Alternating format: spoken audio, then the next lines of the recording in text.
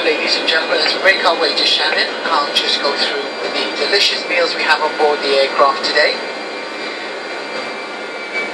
For your starters, we have a smoked breast of duck with a gooseberry dressing. And for our non-meat eaters, we have a broad bean and fine fettle tart. For lunch, we are serving a grilled fillet of beef with a peppercorn sauce, and this is accompanied by cottage fries. Our fish choice today is a grilled supreme of halibut with Cambridge butter, accompanied with asparagus and new potatoes. We also have a roasted breast of corn-fed chicken, and this is with creamed spinach and roasted new potatoes.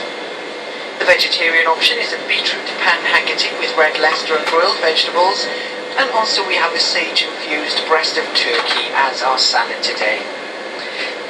Now, if anybody needs any further more information regarding gluten or milk or any other allergens, then please just let us know as we pass through the cabin, and we could give you a more in-depth description.